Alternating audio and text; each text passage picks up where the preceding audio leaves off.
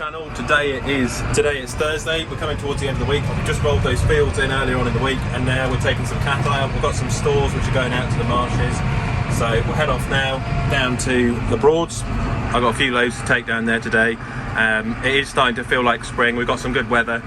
It's going to get warmer towards the end of the week. The grass is now growing. Everything's starting to bud up, as you can see. Field which has just had some fertiliser on it, and it's starting to come right now. It's really greened up, so we'll be out mowing that before long in May time. Our dad's gone up with the gator, as you can see, and you got loads and loads of traffic down this road now because the road's been shut off because they're fixing the water mains, and now everyone's decided to come down the back roads.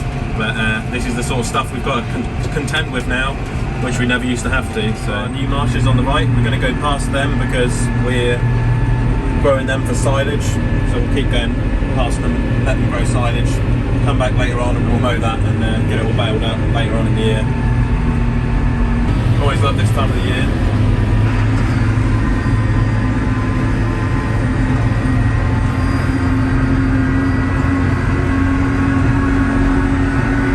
To some of our marshes where these are going to go out, the stores, and it's about 1 kilometre down here, and then we'll drop them off near the bridge. I call it the railway bridge, and then they'll be off here down with the summer. Rest of April, May, June, July, August, September, 6 months. Rape's flowering as well, that's happening quite quick. And I've got a problem with the tractor as well, need some fuel pressure low, so I've got to change the filters again because of the additives in fuel these days. One load off, we'll come back for another load now. Marshes are still a bit wet in places, so we'll just have to wait another couple of weeks until they dry out, right? They've got to go out and have their grass now because we can't feed them at home. They get on the trailer, go on, up on the trailer. Go on. Them on there. You're going down the marshes. Winter inside. We're now going out finally to a bit of fresh grass and some good weather. Out the barrier goes, should let us out. That's it, there we go. All the loads this morning, and now we're going to leave the tractor here. We're taking some cows and calves out tomorrow, and then later on we'll take the bull out, Hector, the Aberdeen Angus, and drop him off down at the marshes so that he can impregnate some of the cows for next year's calves. It's a lovely sunny day for a change. You can see that's the round pen. We finished putting some more panels in. They're almost finished now. We'll get 30 tonne of sand, put that in there soon before long, tip it in with the Manitou. I've just got this rail because one of the horses broke the rail in the winter, and I've got a fence to go and repair. To the workshop, and someone's asking for their lunch. Hello. Come on then. She knows what she's going to get. Come on then. Hey, up she goes.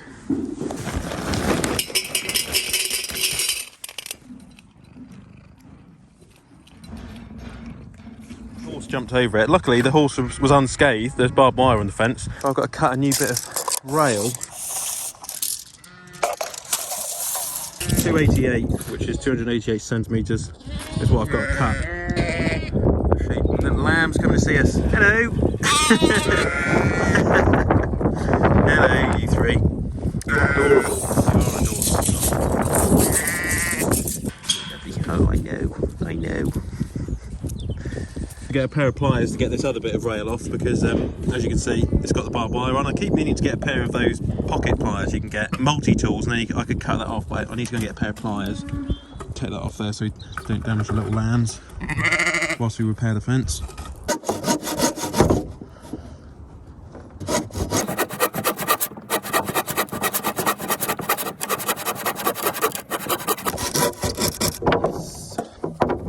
Now that is 288, I think. Bingo! Got the rail.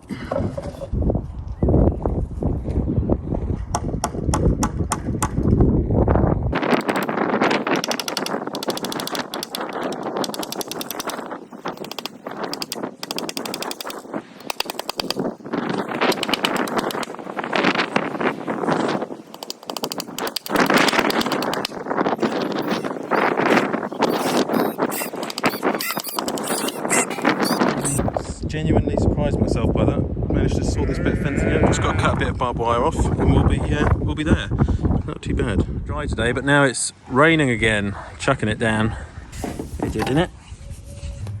Well, we're just coming along now. This is the spring barley field which we rolled in earlier in the week, and I don't know if you can see it on camera. It's had a blooming good wash of rain these last few days, and it will really get up and go now because it's had the rain. We're about to have plenty of sun as well. The only problem I've had is things like deer and hare there eating the shoots of the barley, which is a real issue because after a while they can make quite a difference to the yield of the barley. I don't know if anyone's been watching the new David Attenborough Wild Isles, but I've been watching it in the evenings this week, and it's been fantastic watching what David Attenborough thinks of the wildlife here in the UK, because he's a guy who's been around the world. He's seen all the wildlife everywhere, Antarctica, South America, Eurasia, everywhere. I mean, he's just been all over the world, this guy. And, you know, there's only one David Attenborough, and I just found it fascinating about the dormouse, which lives in the oak trees in southern England, the tawny owls, the barn owls, the deer, the roe deer, the stags fighting, the kingfisher. And of course, it's all here on the farm if you open your eyes. And wherever you are in the UK, everyone's got nature going on. It's all around you. And the one thing which concerns me with the farm here, we're talking about the barley being destroyed by the deer and the rabbits and the hares. Many years ago, the lynx, wolves, birds of prey like golden eagles, red kites would have controlled the population of hares and rabbits and the deer. We've lost all of that. And, you know, growing up on the farm here, we're seeing species which have gotten out of control. I mean, the deer and the hare and the rabbits, because over years, so many people have shot all the foxes, which, you know, the foxes kill chickens and their vermin. I understand that.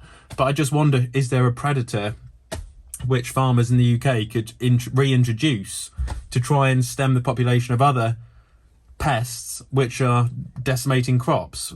Is that a good idea? Leave it in the comment section down below. I think that would be a really good idea. There's the reintroduction of wild boar in the north in Scotland. There's rewilding campaigns and things like that. But could we release a predator, an apex predator, to try and control the rabbits and the deer to a more reasonable level? Leave a comment in the comment section. Thanks for watching. We're getting the cows out. We've got some better weather and the barley's growing. We need to get the sugar beet in as well, which will happen in good time. We've got a couple of lovely French partridges over there as well.